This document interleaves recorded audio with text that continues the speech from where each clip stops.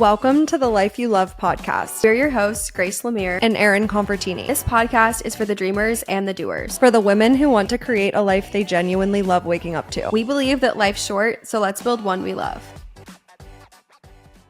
When we were doing the outline for this episode, I realized this kind of turned into a little bit of kind of a life lessons for your 20s type of episode, which we've done so many of those on the podcast, and you guys love those types of episodes all the time.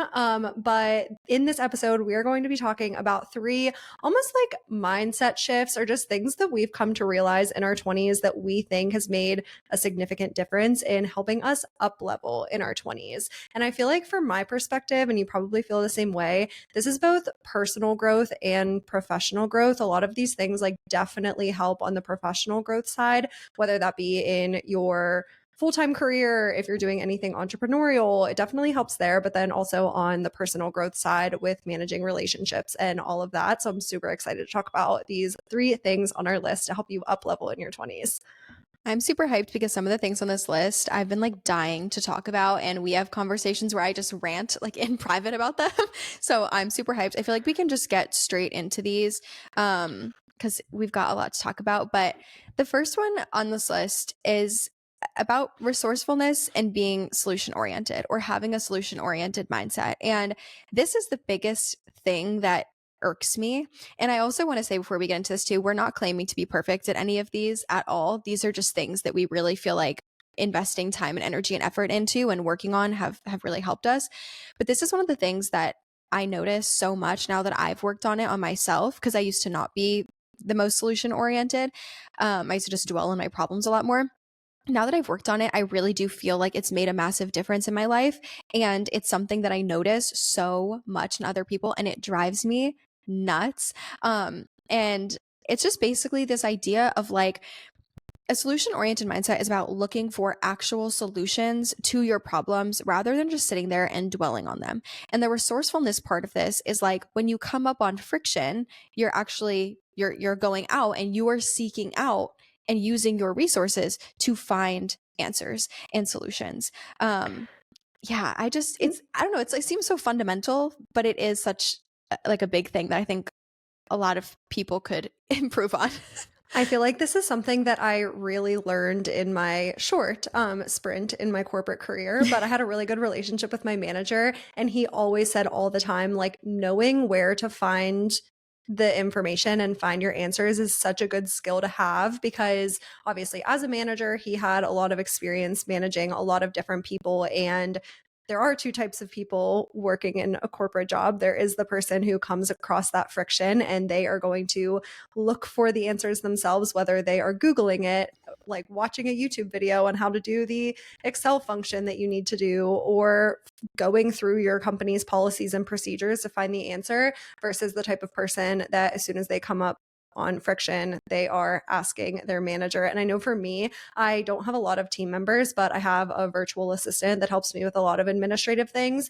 And then I have a YouTube editor as well. And when I was hiring, that was a big thing for me. I was like, I need someone who can work pretty autonomously and like come up with the answers to things themselves. I don't want to have to micromanage someone. So yeah, just learning how to like be resourceful, especially today. Like there's so much information out there. There's so many different, I know for you, like you talk all the time about how when you started freelancing, like you had no marketing experience and you just Googled it all. I know. I think it's interesting. And I also want to say too, and I feel like I say this in so many podcast episodes, I never mean to come off harsh, but I do feel like this is just like a tough love type of episode and the topics that we're talking about. And so yeah, sorry if anyone feels offended. It's just some tough love. You always say that, but you're like the nicest person ever, like the kindest, sweetest. Like you always are like, guys, don't hate me. I'm not mean. I just said to my therapist today in my session, I was like, Jen, please remember that I'm like such a good person because I don't know how to say this without it sounding bad. She was like, Grace. And then I was just saying that like the men here are not really my type is like what I was about to say. And it was funny. But anyways, with freelancing, that's an area where it comes up a lot. And again, like I don't mean this harshly, but I get so many people who message me and they say things like, what is freelancing? Or how can I start freelancing? Or just like questions that could easily be Googled. And I totally understand wanting to go to an expert to like get that answer. But if you're going to an expert, keep in mind that you're asking that expert, someone who has spent years learning something, right? Because that's why you're reaching out to them to answer your question. They've spent years learning that thing, and now you're asking for their time to ask them a question that's something that if you just took a few minutes to Google, you would probably find the answer. And I see this a lot too. I ever since moving to St. Pete, I get DMs from people saying, like, I want to move to St. Pete, but I haven't found a job there yet. And no one's approving me for apartments because I don't have a job. Okay. Again, yeah, like be solution oriented. The solution here is finding a job. Yes, is it difficult to find a job? Absolutely. But you're coming up on this friction of apartments aren't approving me because I don't have a consistent form of income. The solution is I need a consistent form of income. So you just have to keep going until you get there. But yeah, with freelancing, it's a big thing. I think it's the number one thing of this, again, sounds harsh, but I can know from the jump whether someone's going to be successful at freelancing or not by how resourceful they are and the questions that they ask me. And I don't know. You learn so much more when you are resourceful and you look for the solutions yourself. Like when you run into an issue, if you try to solve it yourself, well, great. Now you just found the solution to it. So next time if this comes up, you know how to do it versus if you just run to somebody else for them to try to fix your problem because you don't want to be resourceful and you don't want to find the solution yourself. Well, now the next time it comes up, you have no idea what you're doing. Like you didn't learn anything in that situation. Totally agree. And this is not meaning to say that you can never learn anything from another person, because I learned No, or so to never much from ask like for help. Like, my network of people, like reaching out to network with new people. Like I learned so much in that way. But there is such a difference between when someone, especially when you're putting out a lot of content around a particular topic, like a lot of in-depth content around a particular topic. Let's say someone makes content on, I don't even know what the topic is that I'm thinking of, but let's say someone makes a bunch of like long form YouTube videos and someone DMs them asking like a super high level question that they've definitely talked about in a million of their YouTube videos.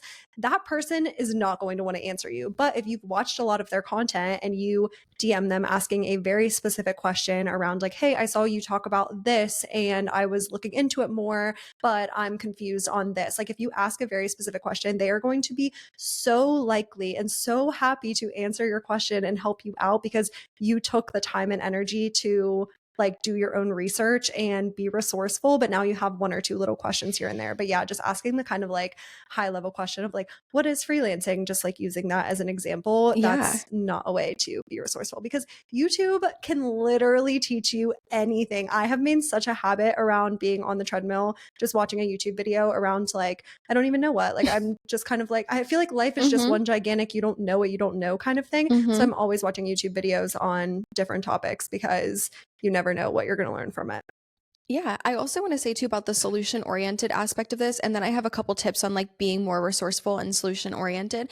But because we wanted this to also be tactical and of like what if you feel like you maybe are lacking in these different things, like what you can do to kind of improve. But when it comes to the solution oriented thing too, it's yes, like on the career side of things, it's like I need to find solutions to things and be resourceful because that shows that I'm capable and that I'm hardworking and all these things. But also on like the personal level of your life, I think about this a lot with some of the things that I kind of dwelled on for too long and wasn't solution oriented about from the jump, specifically with my health. It took me a long time to start investing in my health and going to the types of doctors that I knew would have the solution because they costed more money. And I had the money to do it and I could save for those things, right?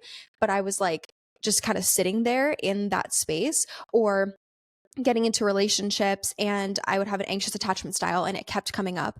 And I didn't want to get to the root of it because I knew it was at the root of it and where my anxious attachment style came from. And that was horribly, horribly difficult to work through. And last year I was like, you know what? I've got to be solution oriented and just do the dang thing. I went back to therapy the like middle of 2023 and I have like healed my anxious attachment style now, right? But if you sit there and you just like dwell on the same thing or you acknowledge that there is a problem and then you just say, yep, there's a problem, and you never try to fix it, that same problem is going to keep coming up over and over again.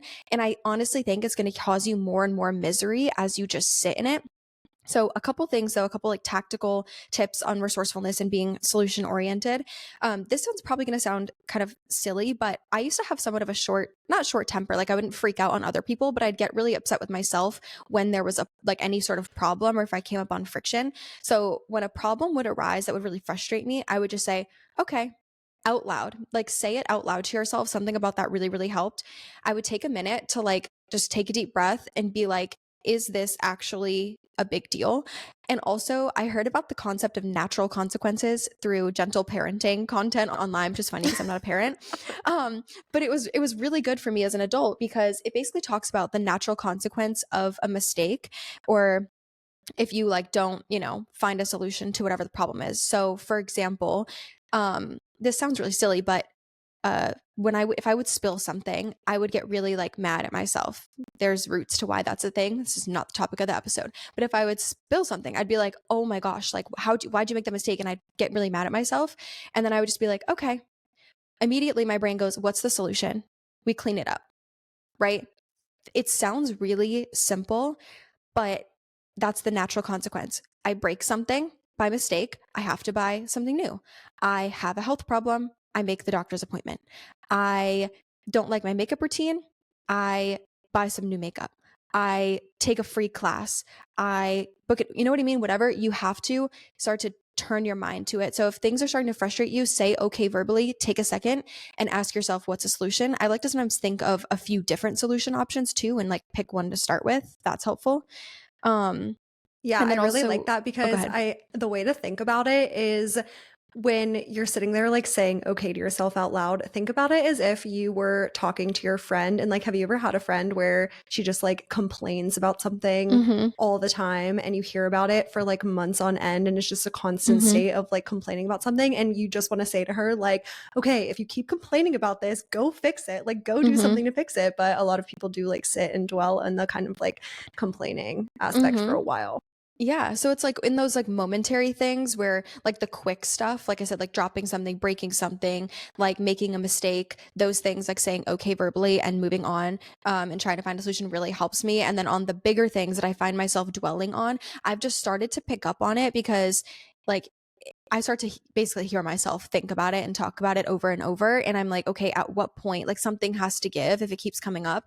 But on the resourcefulness side of things, try 3 times on your own without asking for help. And this isn't to say that you should never ask for help, but like try 3 different avenues to figure things out before you start to like go to somebody else. So like this could be like you look it up on YouTube, you Google it, you I don't know, watch a like take a course or I don't know, just like something and then go for help if you need it. But try 3 times on your own, 3 different routes to solve the problem before you start to reach out to other people.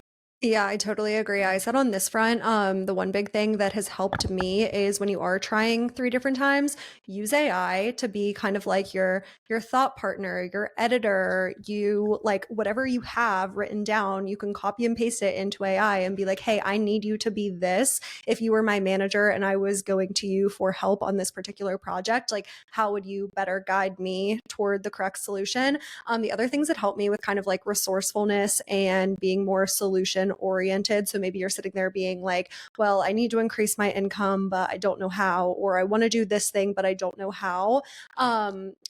Really focus on your creative inputs. And like I was saying a little bit earlier, I watch a lot of like YouTube videos when I'm walking on the treadmill. I listen to a lot of podcasts. I'm getting back into reading a lot of books on kind of like business and entrepreneurship and whatever it is you're interested in. I think people really discount their creative inputs because again, it's kind of like a life is just one big you don't know what you don't know kind of thing. And if you're never giving your brain more information than you currently have, you're naturally not going to be very resourceful and kind of like creative in finding solutions.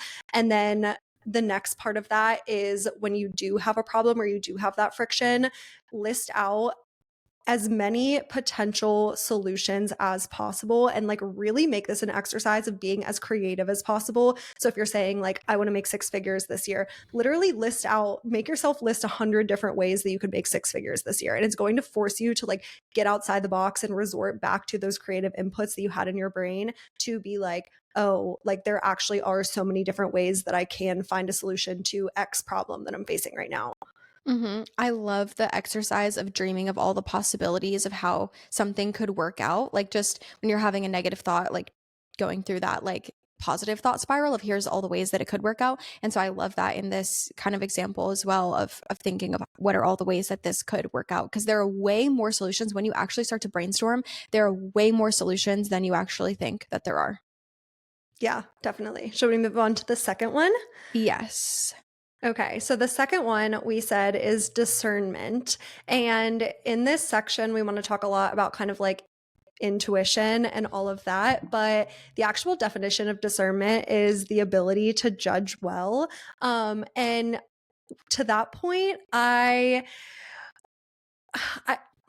I feel like it's important to remember that your judgment is based on your biases and like your perception of the world. And I feel like when I hear the word discernment and I think of like judgment and all of that, my mind always resorts back to this point because I think, especially with the whole kind of like we've been talking a lot about increasing your income on this podcast, we've been talking a lot about starting a business, doing something different. A lot of people listening to this podcast want to live a really big, full life. And I do think a lot of people have this kind of idea that when you see something, you automatically think it's fake or it's not true.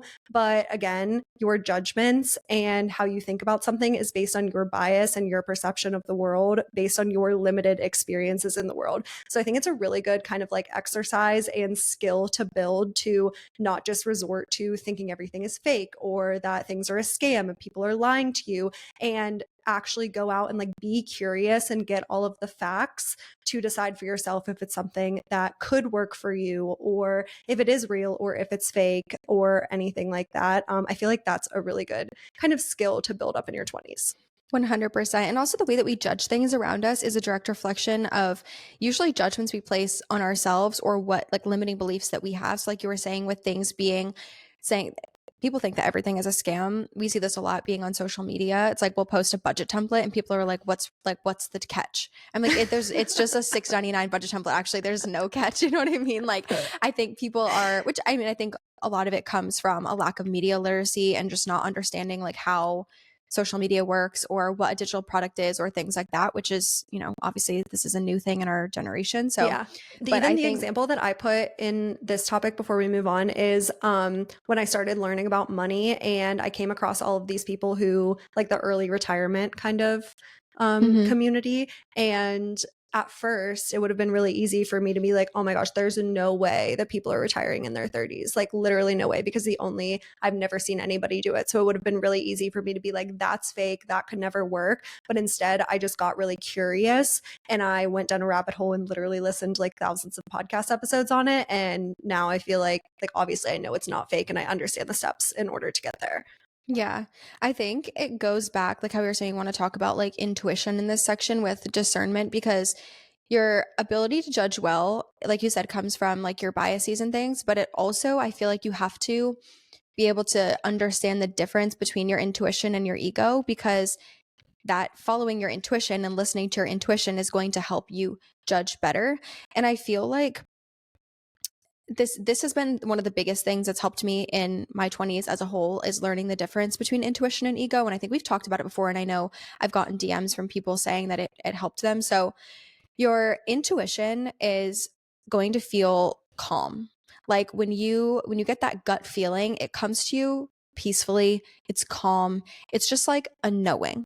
Your ego, which is like the part of your brain that wants to protect you because that's your brain's job. Your brain's job is to keep you alive and keep you safe. It's a survival thing. So your ego is usually going to come to you like a thought coming from your ego is usually going to be frantic. It's going to be chaotic. It's all over the place. It feels overwhelming, sometimes anxious. So when you have like a feeling like, a lot of times this comes up in relationships. People are in a relationship. They just feel like something is not right. If it comes to you in a moment of peace, it is probably your gut telling you something is not right. If it comes to you frantically out of nowhere, because you just saw something on TV and all of a sudden now you're like, he probably hates me. Oh my gosh, this is, what if he's doing this, that, the other, whatever. That's probably your ego, which is based on fears, limiting beliefs, things like that. And I think this is such a good distinction to understand because it really helps with your judgment of situations and how you move forward and what you choose to be the solution, right? If you know, okay, this is my gut feeling and I know this is my intuition and I'm going to trust that, then you can find a solution that aligns with that versus when your ego is kind of all frantic, it becomes hard to judge a situation and then to make a solution from there. And oftentimes when you're following your ego, you're not really getting to like where you want to be. And I want to just put this little thing in here because a lot of people are like, I don't know, I think people understand the value of following your gut, but this kind of mindset reframe really helped me because we've all been in situations where we don't follow our gut and then it comes back to bite us later on. And I had this realization about a month or so ago. And if you believe in a higher power or if you don't, I do. And I feel like this could be relevant either way, though, or whatever you call your higher power. But I was watching a live stream of a church service, and the pastor was basically saying that he believes your intuition is God speaking through you or your higher power speaking through you. You can change out the word God if it doesn't resonate with you, but you also have free will. So that gives you the power to feel that gut feeling, but still make another decision. You're not obligated to follow whatever judgment or decision is coming from that gut feeling. So I personally now think of trusting my intuition as a key part in like minimizing friction in my life and following and trusting the path that I believe God has for me.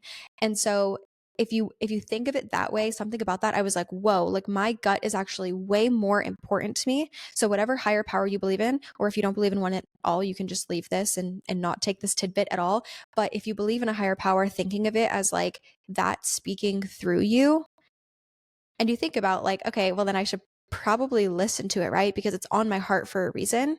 And I should use that gut feeling and trust that judgment that I'm having of the situation. I just thought it was like, it was such a good Yeah. mindset shift for me. No, it definitely is. The relationship example is such a good one because if you're thinking about it in terms of maybe you're in a relationship where you are starting to get those gut feelings that that relationship isn't serving you, it's a lot easier to not take any action, as in not end the relationship and just continue like ignoring those gut feelings and ignoring your intuition, and not taking any action because you feel like you're not making the wrong decision since it is inaction. I feel like another kind of good example more on the ego front is because again, our ego is trying to keep us safe. Let's say you got a good opportunity to go on like a work trip or a conference or something, but it's a little bit out of your comfort zone, or maybe you got a good opportunity to go like speak on stage, but it's out of your comfort zone. Your ego is going to try to talk you out of it because your ego is kind of like your fears coming to fruition. So your ego is going to tell you a million reasons why you shouldn't be going. But that's kind of another instance where, okay, your intuition is going to align with your long-term goals, your vision for your life, and your ego is going to align with your immediate need to kind of like not be afraid. It's just designed to keep you safe. So just distinguishing between the two, I feel like that really helps me as well. It's like, does this decision align with my long-term goals? Because my long-term goals would probably tell me that I do need to go speak on stage, regardless of the fact that I don't want to do that. So just kind of distinguishing between the two. Yeah. And I think some like tactical things to leave you guys with in this section before we move on is just start to pay attention to your intuition and your ego throughout your day. Like when you have anxious thoughts that come up, ask yourself, did this thought come out of nowhere? Does it feel chaotic? Or for me, it used to always show up on a walk. I would get random thoughts or random creative ideas or things. And I would ask myself, how does that feel? Does it feel calm when it comes to me? Does it feel frantic? Because that will help you start to be able to tune in to your intuition and your ego a bit more.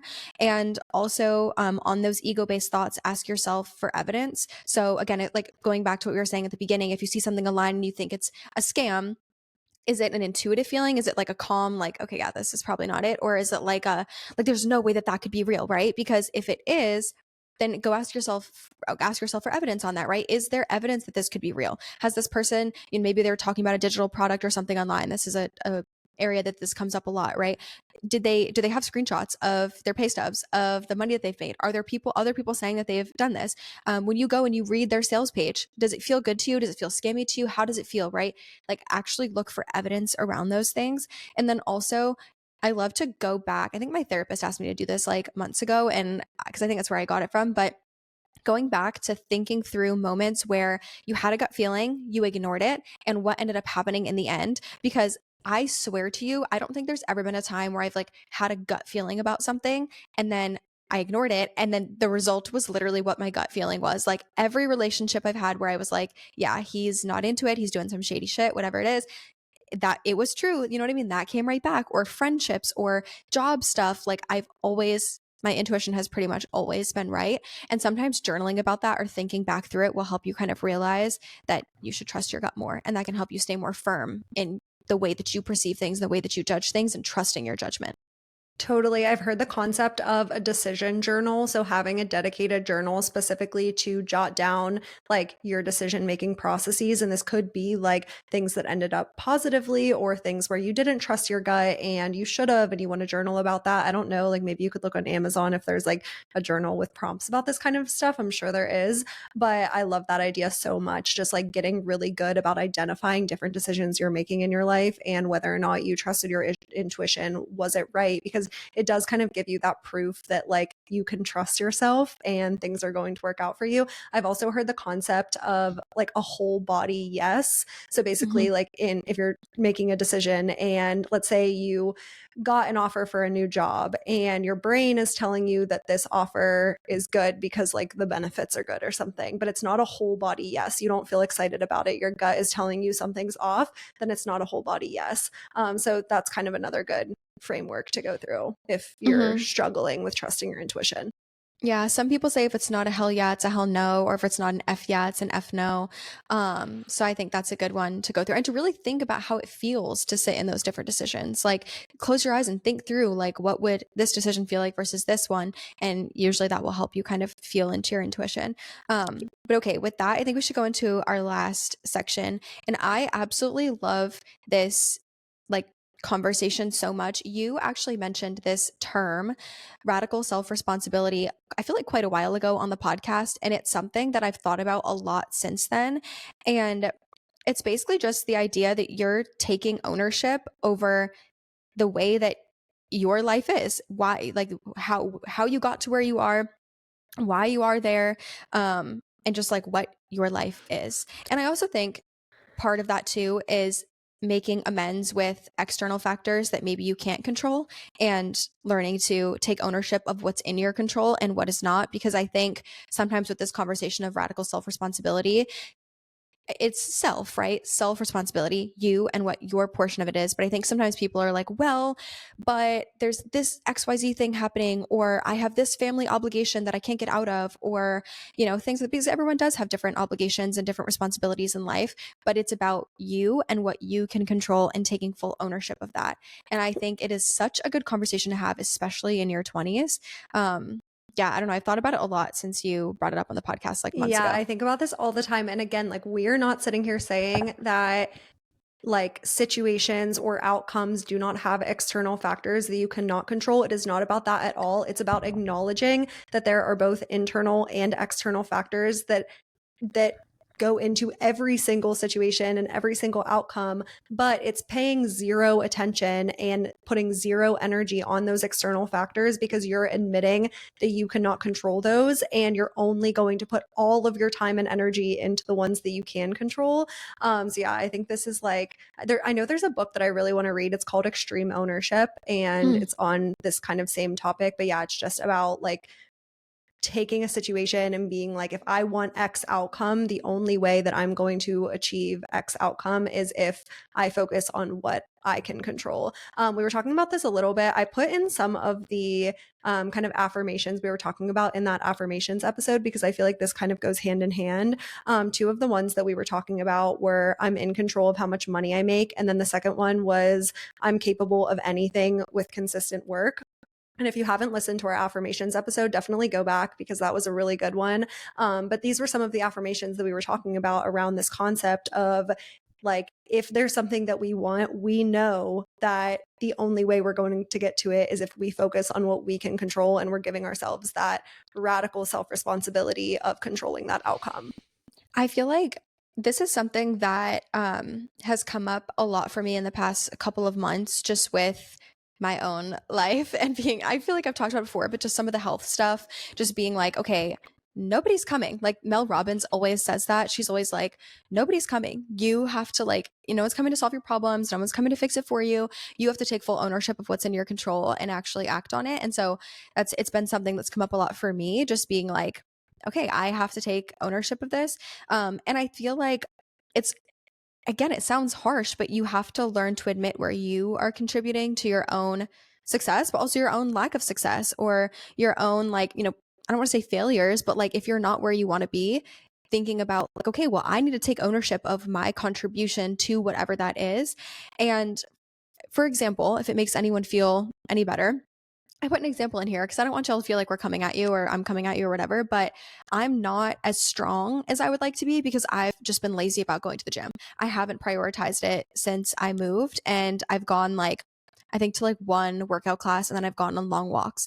But I keep saying, oh, I want to get into a schedule of going to Legree 3 or 4 times a week. Have I actually like prioritized that? No. So I can sit here and take like have radical self responsibility and be like, okay, I am responsible for how I navigate that. I'm responsible for how I show up. That's on me. It's not, I can't sit here and be like, oh, well, da da da da da, whatever, all these excuses, because that's just like not the case. Or I'm not as far along in my career as I would like to be because I haven't done a good job at sitting down and developing systems that keep me posting consistently when life gets chaotic. When life gets chaotic, I get all over the place with my social media and I don't show up consistently. That's on me, right? I can't sit here and blame all of these life factors. Are there some that are absolutely valid? Yeah. If you remember last year when I had my allergic reaction for months on end and like one eye was swollen shut, am I out here posting content all the time? No, like, right? It just, I needed to give myself space. But there's also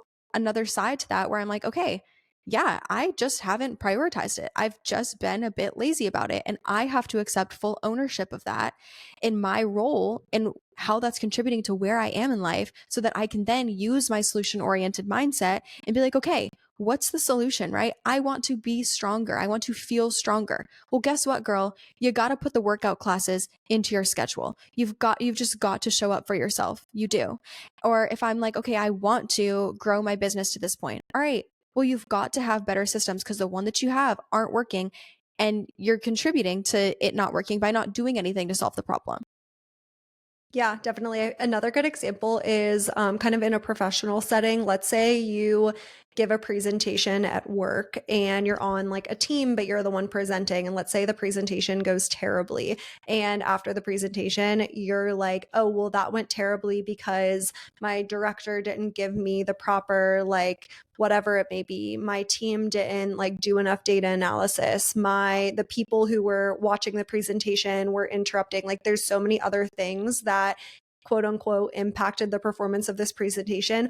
All of that is a waste of time. Focusing on any one of those things is a gigantic waste of time because the outcome that you are desiring is a better presentation next time. And the only way you're going to move closer to that outcome is to focus on what you could have done differently to make that presentation better, whether that be asking your director for those things that you need to have a good presentation or double checking with your team on the data. Now, like, you know what I mean? Just it's a waste Mm-hmm. of time to think of anything that you can't control. So the more you can spend time reflecting on your role in the process, that's what this entire conversation is about. 100%. And I think it goes back to the whole solution oriented mindset thing, right? Where it's like you can sit there and dwell on the things that are not within your control, or you can look at what is within your control and try to fix it. And that's, Yeah, I feel like that, I don't know, all of these just like kind of go together. But yeah, I definitely. just love this conversation of radical self responsibility. I really do. Yeah, I love all three of these things. And I think that kind of wraps up today's episode. We wanted to keep this a little bit shorter and snappier. And if there's anything else that you think kind of plays into this conversation on like up leveling in your 20s and those harsh truths that maybe you need to hear, definitely leave them in Spotify because I could see us doing a lot more episodes on these types of topics. So let us know in Spotify if you have anything else you want to see in a future episode. You can also DM us on Instagram at the Life You Love Pod. But thanks for tuning into the podcast. And until next week.